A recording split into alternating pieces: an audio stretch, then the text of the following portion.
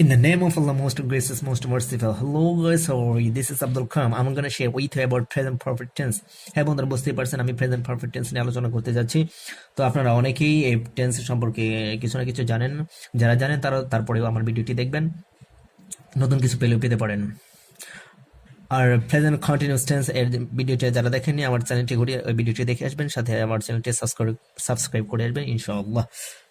তো কথা না বাড়াই মূল কথায় ফিরে যাচ্ছে। Let's get started. Present perfect tense আমরা বাংলায় কিভাবে চিনবে সেটা আমরা জানি।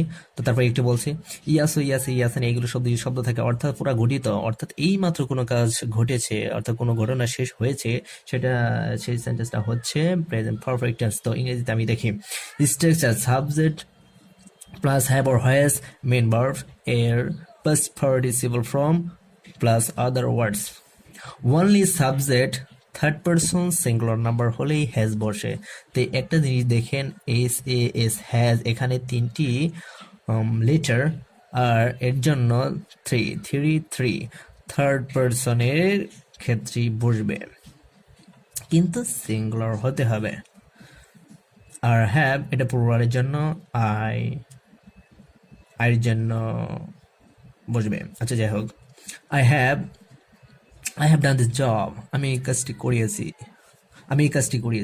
He has done this job, তিনি এই কাজটি করিয়েছে। এর কথা হচ্ছে আমি মূল যে বিষয়টা নিয়ে কথা বলতে যাচ্ছি। তো এখন যদি বলি he has just come in, সে এই মাত্র আসিয়াছে, জাস্ট কাম ইন। তো এই সেন্টেন্সটা মানে কি? অর্থাৎ he came a few MINUTS minutes ago, অর্থাৎ তিনি কিছু মিনিট আগে, অর্থাৎ কিছু সময় আগে তিনি এসেছে। তাহলে এটাকে জাস্টের অর্থ এটা, আর জাস্ট শুধু প্রেজেন্ট পারফেক্ট টেন্সের জন্য ব্যবহৃত হয়।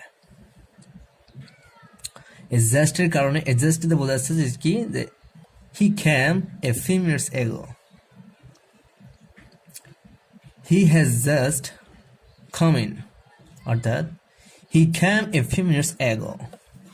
এখন আমি একটি সেন্টেন্স বলছি, father has come home yesterday, father has come home yesterday.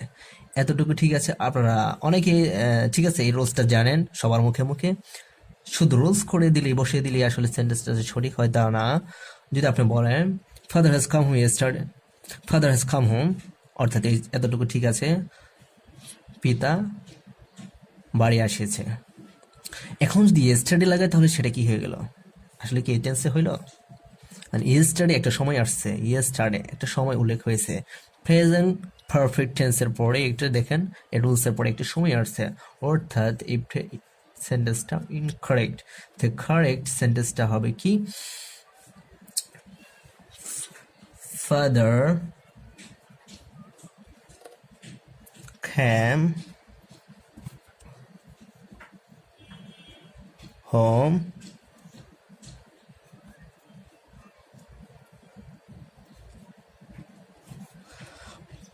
Father cam home yesterday, অর্থাৎ গতকাল বাবা আসিয়াছে। যদিও সেটা বর্তমান সময়ের, অর্থাৎ গতকাল, অর্থাৎ একদিন 24 ঘন্টা আগে। যাই হোক, এখন কথা হচ্ছে সময়টা উল্লেখ থাকলে সেটাকে প্রেজেন্ট ফার্স্ট ইনডিফিনিট টেন্সে ফেলতে হবে। তো এই ছিল আমার কথা। তারপরে আপনারা